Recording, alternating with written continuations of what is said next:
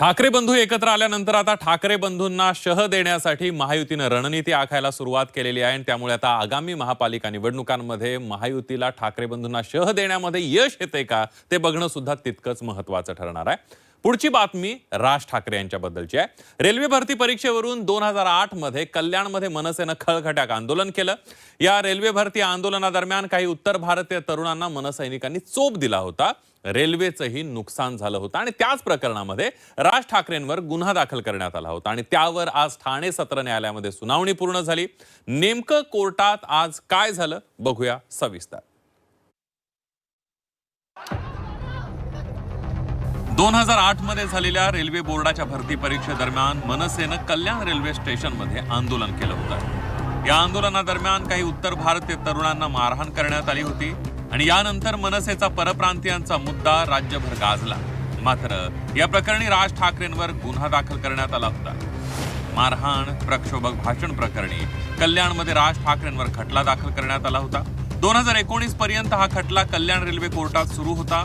मात्र राज ठाकरे या खटल्याला उपस्थित राहिले नव्हते। त्यानंतर कल्याण रेल्वे कोर्टाकडून हा खटला ठाणे कोर्टात वर्ग करण्यात आला। या खटल्याच्या सुनावणीसाठी राज ठाकरे कोर्टात उपस्थित राहिले। न्यायमूर्ती अभिजित कुलकर्णी यांच्या दालनामध्ये ही सुनावणी सुरू झाली। राज ठाकरे यांच्यासह या प्रकरणात सहभागी असलेले त्यांचे 7 सह आरोपी देखील कोर्टात उपस्थित होते। मनसेच्या वरिष्ठ फळीतील नेते नितीन सरदेसाई, अभिजित पानसे आणि अविनाश जाधव हे देखील कोर्टात हजर होते। सुनावणी दरम्यान न्यायाधीशांनी राज ठाकरेंना गुन्हा कबूल आहे का अशी विचारणा केली। त्यावर राज ठाकरेंनी गुन्हा कबूल नसल्याचं न्यायाधीशांना सांगितलं। त्यामुळे न्यायाधीशांनी राज ठाकरेंना सांगितलं की महिनाभरात हे प्रकरण संपून जाईल, त्यामुळे सहकार्य करा। राज ठाकरेंनीही पूर्ण सहकार्य करू असं न्यायाधीशांना सांगितलं। ते राजसाहेबांवरती सप्लिमेंटरी चार्जशीट दाखल झालेली आहे आणि आता लवकरात लवकर ट्रायल चालू होईल आणि लवकरात लवकर कन्क्लूड असं वाटतंय। आणि 2008चं प्रकरण आहे रेल्वे भरतीचं। त्यांच्यावर गुन्हा नेमकं काय दाखल केलं? रायटिंग आहे आणि प्रक्षोभक भाषणं वगैरे देणं हे सगळे आरोप त्याच्यामध्ये ठेवण्यात आलेले आहेत, पण ते आपण अमान्य केलेले आहेत। 2019 मध्ये चार्जशीट दाखल झाली आहे। त्याच्यानंतर प्रकरण हळूहळू सुरू झालं। त्याच्यामध्ये अनेकशे आरोपी होते, सापडत नव्हते। प्रोक्लेमेशन काढलेलं, प्रोक्लेमेशन काढल्यावरती ते लोक आज कोर्टामध्ये हजर झालेले आहेत। बरेच लोकांनी प्रोक्लेमेशन कॅन्सल केलेले आहेत आणि आता सगळे आरोपी हजर झाल्यामुळे असं एक प्रकारे वाटतं की गुन्हा लवकरात लवकर ट्रायल चालेल आणि मॅटर संपेल।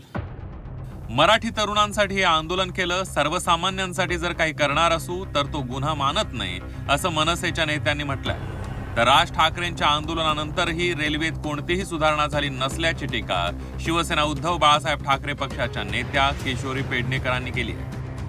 तर आम्ही आमच्या राज्यात आमच्या लोकांसाठी जर एखादी गोष्ट करत असू आणि त्याचा गुन्हा आमच्यावर होत असेल तर तो गुन्हा आम्ही कसा कबूल करणार ना? महाराष्ट्रात प्रत्येक नोकरीवर इथल्या मराठी मुलांचा अधिकार आहे। पहिला अधिकार आमच्या मराठी मुलांचाच आहे आणि त्यांना तो हक्क मिळवून देण्यासाठी महाराष्ट्र नवनिर्माण सेना अशा हजारो केसेस घ्यायला तयार आहे। साहेबांनी जो रेल्वेच्या परीक्षेवरनं गदारोळ केला त्याच्यात कुठे सुधारणा झाली आहे? ते आज तशीच आहे। म्हणजे पक्षाच्या प्रमुखांनी उतरू नाही, एवढं करू नाही, गव्हर्नमेंट कुठे मनावर घेत आहे? त्यामुळे हे सगळं देशात हम करे सो कायदा आहे। ऐन महानगरपालिका निवडणुकांच्या तोंडावर या प्रकरणाची सुनावणी सुरू झाली आहे। त्यामुळे मनपा निवडणुकीत याचा मनसे आणि शिवसेना उद्धव बाळासाहेब ठाकरे पक्षाला फायदा होणार की फटका बसणार हे आगामी काळामध्ये स्पष्ट होईल। शुभम कोळी, झी 24 तास, ठाणे।